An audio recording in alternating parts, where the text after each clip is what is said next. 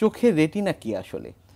আসলে রেটিনাটা আমাদের চোখের খুব গুরুত্বপূর্ণ একটি অংশ। আমরা এটাকে বলে থাকি আলোক সংবেদী অংশ। তো আমি একটু ছবির মাধ্যমে দেখাতে চাচ্ছি দর্শকদের জন্য। নিশ্চয়ই। যেমন এটি চোখের একটি ক্রস সেকশন আমরা দেখিয়েছি। তো এই ক্রস সেকশনে বিভিন্ন অংশগুলো আছে, চোখেরও বিভিন্ন ভাগ আছে। আমাদের শরীরের যেমন হাত পায়ের বিভিন্ন অংশ আছে, চোখেরও ভাগ আছে। তো সামনে থেকে চোখের কর্নিয়া বা মণি, এরপরে চোখের পিছনে যে এর কর্নিয়ার পিছনে লেন্স, এর পিছনে আমরা বলি ভিট্রিয়াস ক্যাভিটি, এবং সবচেয়ে পিছনে আমরা যে পিঙ্ক বা রেডিশ কালার জায়গাটা দেখছি এটা হচ্ছে মূলত আমরা বলি রেটিনা। তো এটার একটা ছবি দিয়েছি নর্মাল রেটিনার, এটাকে আরো বড় করে। তো রেটিনাটা অ্যাকচুয়ালি চোখের, আমরা এটাকে বাংলায় বলি পর্দা। তো এই জায়গাটা যেটা হয়, যেমন প্রথম ছবিতে আমরা দেখেছি যে বাহির থেকে কিন্তু আলোটা প্রবেশ করে বিভিন্ন অংশ পার হয়ে তারপর রেটিনাতে যে এখানে ইমেজটা তৈরি করে, এবং এই ইমেজটা রেটিনাতে যে নার্ভ থাকে, আমরা দেখিয়েছি এখানে অপটিক নার্ভ, এই নার্ভটার মাধ্যমে তখন সিগন্যালটাকে আমাদের ব্রেনে পৌঁছায়। তো যার কারণে এই জায়গাটা খুবই গুরুত্বপূর্ণ একটা জায়গা, যেটি আলোক সংবেদী অংশ হিসেবে কাজ করে এবং আমরা যা দেখতে পাচ্ছি এই ইমেজটাকে তৈরি করতে সাহায্য করে। নিশ্চয়ই। আমরা ছবির মাধ্যমে আসলে দেখছিলাম, সেক্ষেত্রে আসলে চোখের রেটিনায় সাধারণত কি কি রোগ হয়ে থাকে?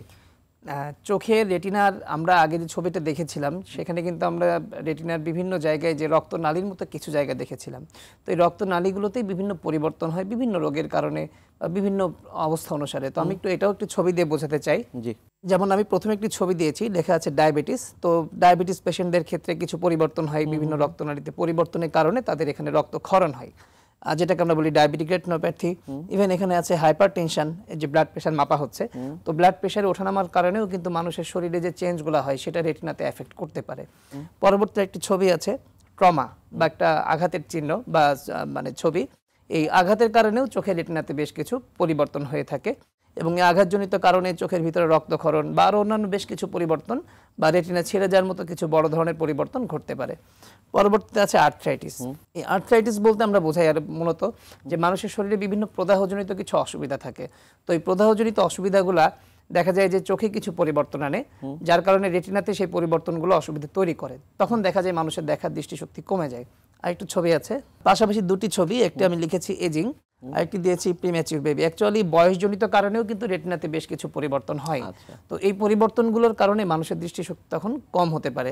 আরেকটি দেখিয়েছি প্রিম্যাচিউর বেবি, মানে অনেক অপরিপক্ক বাচ্চারা অনেক সময় জন্মগ্রহণ করে। তো তাদের ক্ষেত্রে দেখা যায় রেটিনাটা স্বাভাবিকভাবে এটা তৈরি হতে পারে না, বা এখানে রক্তনালীর কিছু পরিবর্তন ঘটে, যার কারণে ওই সময় দেখা যায় যে চোখের ভিতরে রেটিনাতে পরিবর্তন হয়ে পরবর্তীতে এই বাচ্চাদের দেখার দৃষ্টিশক্তি কমে যায়। তো এই বিভিন্ন কারণের জন্য বিভিন্ন ধরনের রোগ তৈরি হওয়ার সম্ভাবনা থাকে রেটিনাতে। নিশ্চয়ই।